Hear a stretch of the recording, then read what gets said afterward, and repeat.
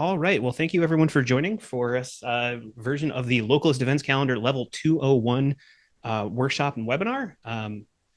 This is updated for 2024, so there's going to be there's going to be some new stuff we talk about. There's going to be some things that I covered the last time I gave this presentation back in the fall.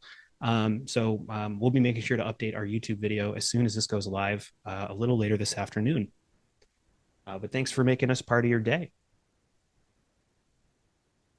Just a brief introduction. If you've never attended one of these previously, my name is Andy Marshall, and I am the head of support and education here at Concept 3D. You can always reach me at andy@concept3d.com. I've been with Concept 3D and Localist since May of 2021, and I was previously the onboarding specialist for Localist events and the Concept 3D customer education lead. For any questions about your existing events calendar, please contact your client success manager, or you can reach out to my department anytime at support@concept3d.com. Excuse me. All right. So just a quick look at today's agenda. You can see we have a packed meeting, a lot of things I'm going to try and touch on. So I'm going to work quickly. But if you do have any questions, please feel free to drop them in the chat so that I can possibly answer them live. Or we do have some time at the end of this presentation to go over some Q&A. But we're going to start talking about roles and permissions for the Localist calendar, as well as what changed for 2024, and then kind of a look closer at those roles specifically and what they do. We're going to talk about allowed excluded for filters, which kind of ties into roles and permissions a little bit. We'll talk about recurring events. We're going to talk about bulk importing events and setting up feeds of events. We're going to talk about custom fields that you can add to both your public and admin facing event forms. One I'm really excited to talk about today are photos, just to kind of clear up some confusion about photos and how they work in the platform. Then we have a lightning round. And just a little reason why we have a lightning round is each of these topics has their own webinar, which we get really in depth with. So I try not to go too far into those. However, if you are interested in any of those topics, I do have videos on our YouTube channel that you can check out anytime. Speaking of, as this is a Localist 201, that implies the existence of a 101. And yes, that is true. There was a brand new one I recorded back in January for 2024, which is a very high-level overview of the Localist platform that you can find both at help.concept3d.com in our workshops and webinars section, or you can always check us out on YouTube at Concept 3D Models, and you'll find a whole treasure trove of cool videos that I've made, other people across the company have made regarding both Localist events, interactive maps, 360 tours, and all the great stuff we get up to here at Concept 3D. If you have not seen Localist 101, certainly don't go anywhere. But if you, I would really highly recommend that you check that out after this, just in case any of the terms I use today don't quite make any sense. Hopefully they do. All right, and with that, excuse me, let's talk roles and permissions. So we're going to start with platform admin. And the reason we're going to start with platform admin is because this one actually went under a bit of a change as recently as this past fall. Previously, platform admins had the highest level of access, but it didn't give them total access to the platform. That has now been changed. Granting platform admin role to anyone on your platform is going to give them complete access to the entire Localist platform. They actually cannot be restricted in any way. Platform admins can therefore do things like edit global platform settings, your domain and security settings, as well as the branding and display of your calendar. They're able to add, edit, or remove any event. They really do have full access to the platform. So because of that, we don't necessarily recommend that a lot of people have this permission. This is really more something we recommend for key stakeholders, project leads, and people that are really working towards the the totality of your calendar on all fronts. So if someone needs complete access, make sure they check out this particular, they're granted this role when onboarding. Another big change is we've done away with event admin, and it is now two different roles, event editor and event author. And both of those permissions or roles rather, are allowed to use the admin submit an event form, which has much more robust options for submitting an event and including information, and then post directly to the calendar. Now, the biggest difference between an event editor and an event author is that event authors cannot publish the events that they create. Instead, their events go to a pending queue for review, just like public submissions do. So if you want someone to have those robust features where they're able to use your admin submit an event form, but they still need to have their events reviewed before they go public, you're going to want to make sure that they're an event author. If you trust them to post events right away to your calendar, you can have them as an event editor, and their events are going to publish right away. You'll see another additional role below event editor that pairs with event editors only called event promoter. We have a function with Localist called featured and sponsored events, which allow you to feature an event in your featured carousel or sponsor an event to kind of give it more of a boost in your trending algorithm and around different event lists on your platform. Not every event editor can do that. And if you would like them to have the ability to do that, they also need to make sure they have this event promoter permission or role checked off in addition to event editor. And you'll see it's only applies to event editors here.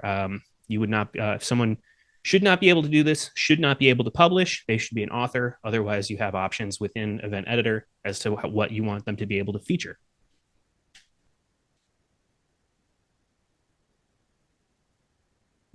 So we have some new rules that we added. And let's go through them. So calendar manager is kind of the next step down from platform admin. Think of it kind of as an assistant platform admin, where calendar managers are able to oversee the entire front end of your calendar. They have access to your groups, departments, filters, any events, but they're not able to add or edit users, and they're not able to add or edit permissions, which is strictly for platform admins. So calendar manager would be someone who has a role, a big role in the front end of your calendar, but they're not managing people. They're not creating new users or new admins. They're just managing events on the front end.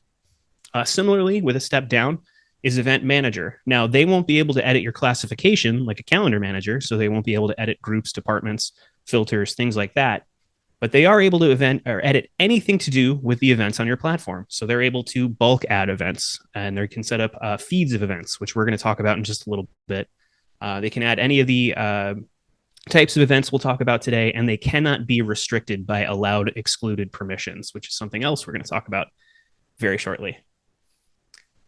System admin has been added. So this is a very specific permission or role where they are only going to be able to configure backend settings like your domain and security, any register options, but really only those items. So if someone's coming in to set up your custom domain and SSL, but they don't have anything else to do with the platform, you can just give them system admin access, which allows them to reach the necessary menus to complete those actions. In a similar vein, we also have theme developer, which is exactly like I just described for system admin, except this is concerning the branding elements of your platform if you do have our developer branding package. So if someone's going in there and they're only going to be concerned with branding things, adding colors, fonts, CSS, possible HTML, but they're not going to be adding any events, they're not going to be managing any groups or departments or anything secondary like that, you can make sure they're a theme developer. And again, they'll have access to only the items that they will need. Just a name change for the next three coming up. So previously, channel admin, group admin, and bulletin admin were what we referred to these next three as. And these all function the same. We just changed them to channel manager, group manager, and bulletin manager to be a little bit more in line with our current naming scheme for calendar manager and event manager. However, those do function exactly the same as before. In order to add, edit channels, you need to be a channel manager. In order to add or edit groups and departments, you must be a group manager. And in order to send or set up bulletin newsletters, you need to be a bulletin manager or a calendar manager or a platform admin. One of those permissions that gives those gives that access inclusively. Otherwise, you need to make sure if you are an event editor, if you need to manage any of those three items, you have that permission as well. Okay, so on the subject of permissions and roles and things like that, we have an option here called allowed excluded filters. And this also applies to channels and bulletins, as well as groups and departments.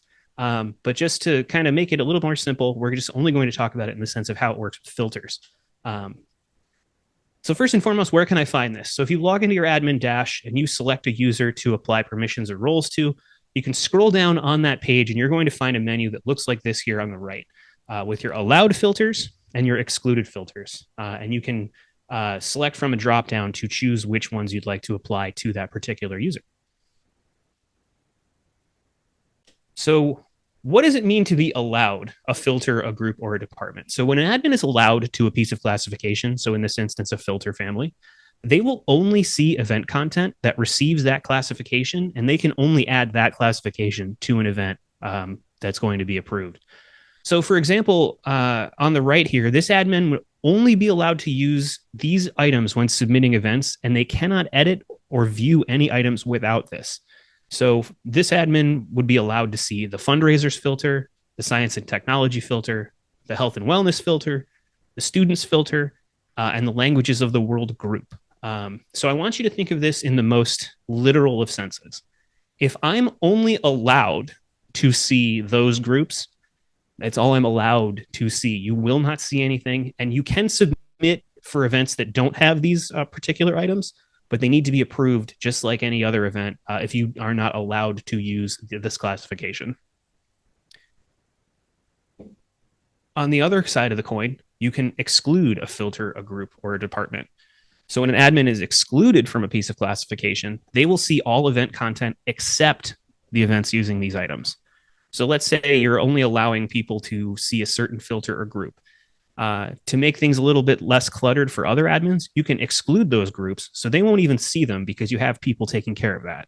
So, for example, this admin would be excluded from any of the events on the right. So they are excluded from seeing sporting events filter, the arts and culture filter, the faculty and staff and general public filters, and the key club group. So, again, think of it in the most literal sense.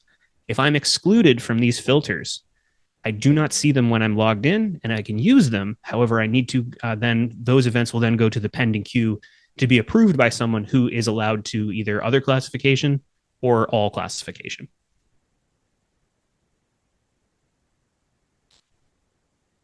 All right. So one of the cool things Localist does is you have the ability to set up a recurring event. Now, what does that mean? So instead of entering two or more separate listings, Localist event form allows recurring options that connect the various dates to one listing that's going to be displayed on respective results page for each instance. So as each instant passes, Localist automatically updates that listing with the next scheduled listing.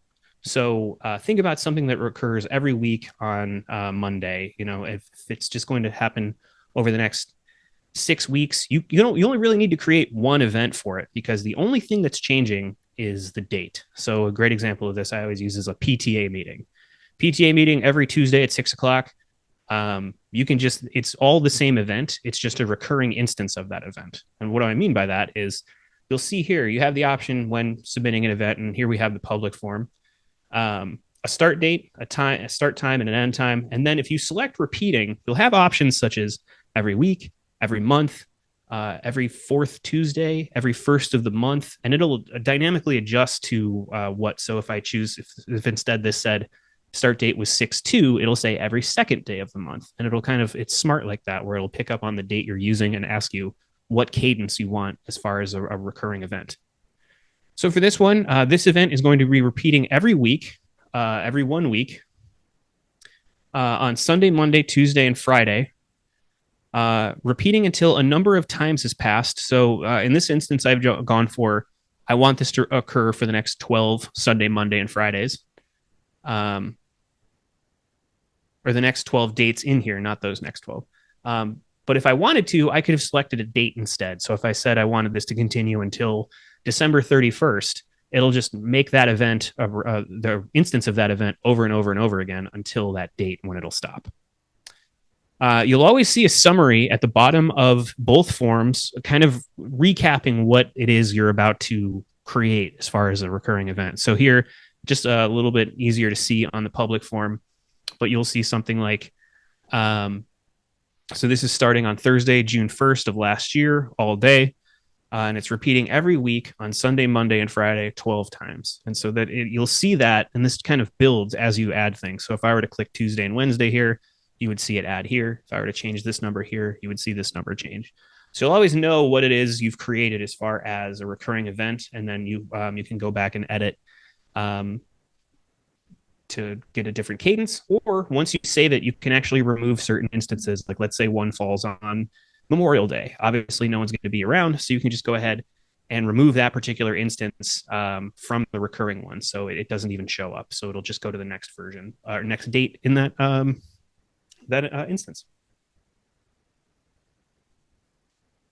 Okay, so bulk importing and setting up a feed of events. So this is a great way to leverage, let's say, existing event content if you are migrating from another system, or if you use another system in conjunction with Localist and you have a lot of great event content there and you want to bring that over to Localist to centralize and have another way to promote it or include it on your platform. So let's start with bulk importing. If you have a bunch of events that you want to add right like all at once, you can do that with our bulk add event feature. You can always download a CSV template anytime by clicking on the events option and then selecting bulk add events. You'll see file template and an option to download the CSV template. And then you'll see across the bottom an example of it. Now, the great thing about this bulk CSV is that all of these columns here match the fields on your admin event form. So any fields that you include in your admin event form, including your custom fields, you can upload directly using this bulk add CSV. Any custom fields that you create, and we'll talk about those in a minute, will automatically be added to your CSV export. So we'll include that as a column already, and then you can add the value for the event before uploading. Once you upload, you'll see some feedback. You'll choose a file for CSV. You have the option to both skip the pending queue, which means all of these events will publish immediately upon being created. Or if that is unchecked, they go to the pending queue where you're able to review it ahead of publishing. You also have the option to import past events. This doesn't happen by default, but if you are uploading old past events, let's say for context about what the events you used to put on or have before, you have the option there. But any upload is going to include the file name, the date it was uploaded, and what the status was. So typically, this is either how many events were added, how many were rejected, and if any were rejected, you'd see a summary as to why that you can click on to see what errors you need to correct in your upload.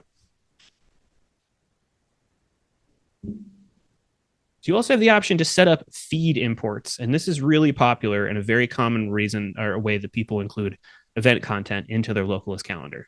So a feed is a URL that Localist can check each night to automatically add existing event content to your platform from another one. A great example of this is sports schedules. A lot of schools, organizations have their sports schedules and things on a dedicated website. All of that information is great. It's live, it's approved somewhere, but you just want to bring it over to Localist, maybe to include it in a widget or include it in a bulletin for whatever reason.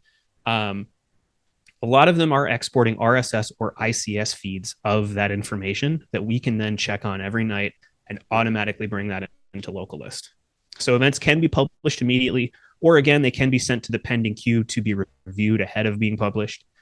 And you can also add content overrides to your feed to automatically add any classification that might not be included in RSS or ICS. And I include this graphic here just to show you, these are the three most common feed types that Localist works with here. We have RSS, ICS, and CSV.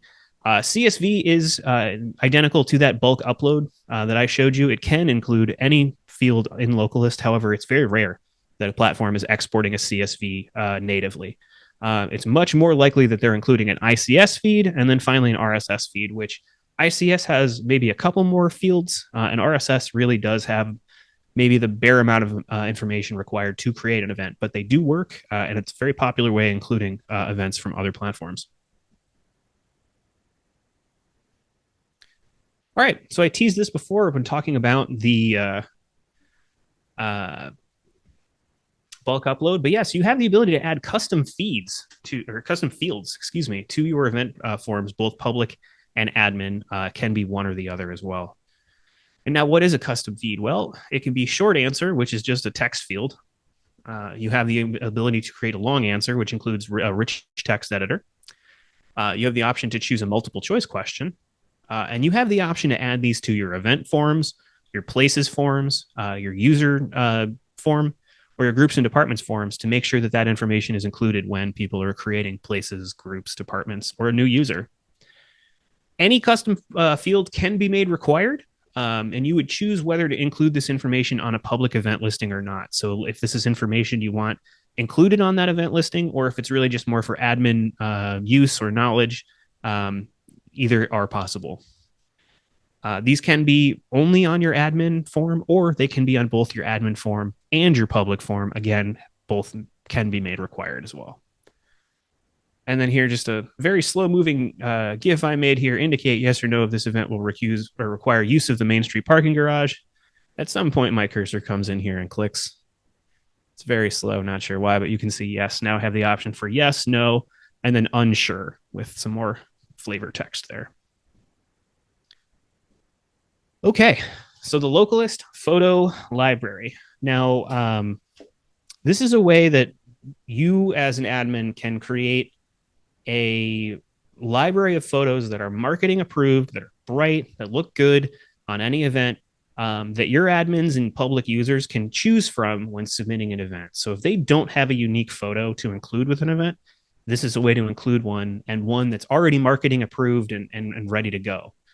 So the photo library enables you to curate photos for your admins and users to select from directly within your event submission form. So here is an example of the upload menu where you can see a preview. You can add a description, which also functions as alt text for any screen readers as far as web accessibility.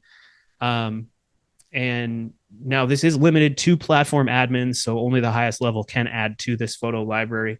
However, event admins or authors and editors are always allowed to use whatever contents are in the library. The photo library can be unlimited, but we do recommend only about maybe a dozen or so photos. It cannot be searched at this time. So if the more photos you add, the more scrolling or digging through an admin or a user might need to do to find what's appropriate. But if you just have kind of 12 nice generic photos that you can have at any time, a really common one, as you see here for Northfield, is just a logo.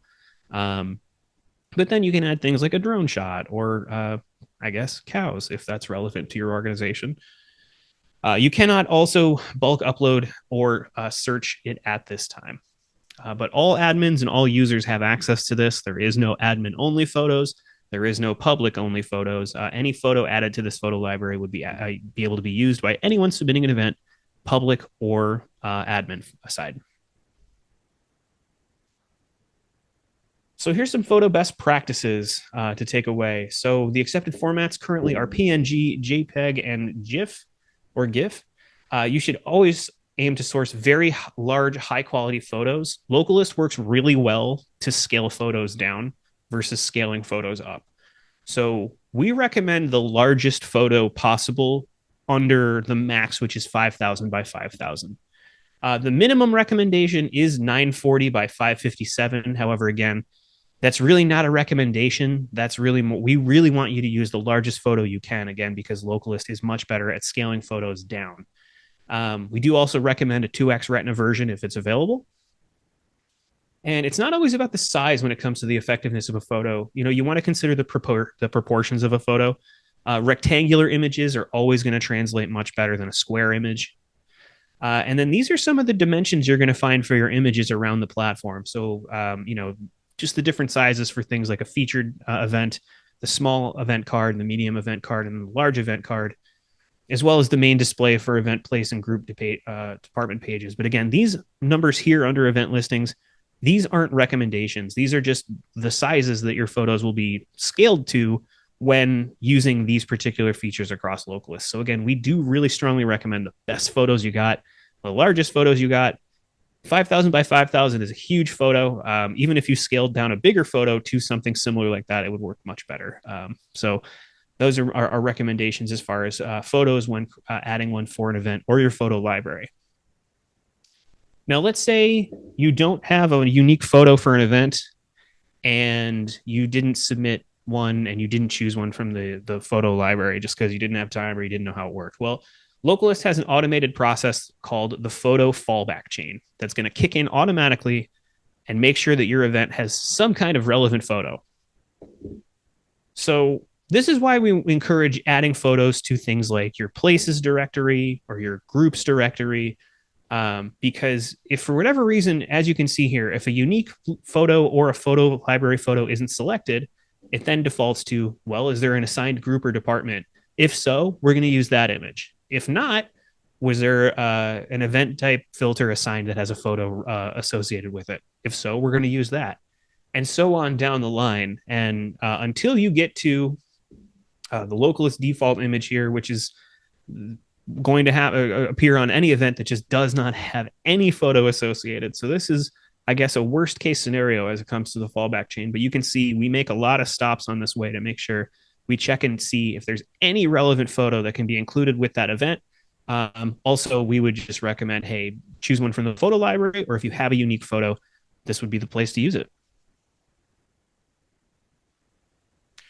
All right, we're coming up on time, so I'm going to jump into the lightning round. But as I mentioned at the beginning of this presentation, these topics have their own webinars. So we're going to talk about conferences, bulletin newsletters, register ticketing, channels, and widgets. So we're going to start with conferences. Now, I want you to think of these as events, but with sessions inside them that you can schedule if you want to have kind of a segmented event with different sessions within it. So the big thing to remember is that a conference is an event. The difference between a conference and a standard event is that conferences allow you to schedule sessions of other smaller events within them. So you cannot combine existing events into a conference. You must first create a conference before scheduling the sessions that display. This is event admin only, so it's not going to be available for your public users. This is something you need to use inside the admin dash, and this is exclusive to our emphasis theme at this time. But some great use cases for this are orientations, festivals, or events with multiple sessions throughout the day. I think a great example of this I like to use is, think of this event is Coachella. That's the event. Inside Coachella are, maybe this is an extreme example, hundreds of different little sessions or events that are happening, but the event itself is Coachella. So think of it as kind of an umbrella where if you have smaller events that you want to offer ticketing within a certain event, you can set up a conference. And setting up a conference, you can kind of see, you'll see at a glance the schedule that you create that you'll always be able to see on the schedule tab of the conference menu. But you'll see here where things are scheduled, what dates, and kind of just the different states everything's are, whether they're published, whether they're pending. You can click a name to edit a session, and from there, it's exactly the same as using the admin event form. You can add register and ticketing to individual sessions, just like a standard event, or you can have tickets and registration for the event in total as well. All right, for bulletin newsletters, I want you to think of them in two pieces. So you have your campaigns, which is the content, and then you have your contact lists. That's the people who receive it. And you have the ability to set up both of those within Localist. Here we have an example of the layout editor for a bulletin, where you're able to include all this types of information, and then clicking on any of these components is going to open a second window, allowing you to edit it right there inside the admin dash. Across the top, you'll see the options you'll have to preview a widget. You can create a subscribe widget if you want to embed that somewhere on your website. You have the option to preview both in email or in browser, or you can just send it right now. Out of the box, Bulletin comes free with one campaign and a limit of 2,500 sends per month. However, we do offer a subscription service where you have unlimited campaigns, unlimited sends, unlimited contact lists. It's really no limit to what you can do with our subscription. All right, Localist Register is Localist's built-in ticketing and registration system that allows you to offer free registration out of the box, as well as sell tickets to your events right from your calendar page once a payout account has been set up. To set up the global settings for this, you need to be a platform admin or a system admin. However, to add this to an event or manage this, you need to just be able to use the admin dash as an event admin, editor, author, or manager. We currently work with Stripe and Authorize.net. Actually, this is out of date. I apologize for not updating this, but we are also live with TouchNet. I need to update that copy. My apologies. So we work with 3 different ones, TouchNet, Stripe, and Authorize.net. You have the option to create channels, which are topical home pages within your calendar. Channels are a calendar within a calendar. So think sub-calendars for a specific topic or group of related events. You can set custom visibility and branding options per channel. Channels can be temporary. They can be collections of events. You have the ability to set them as private, so they can only be viewed by direct URL. Or they have the option to be branded differently from your existing homepage. Lastly, Localist widgets are a way to embed your content on other websites outside of Localist. and direct traffic back to your platform. So we offer a select amount of widgets to choose from that can be edited directly from your platform. But every platform comes with a public widget builder where you can select the template, the number of results, and the content, and it'll create an embed code for you right there on the page that you can just drop into your website at any time. We are at time, so I don't mean to hold anybody, but please know that you all have a dedicated client success manager. You can always reach out to us at support@concept3d.com with any questions, or visit our help site at help.concept3d.com. But to reach us, by all means, feel free to send an email to support@concept3d.com.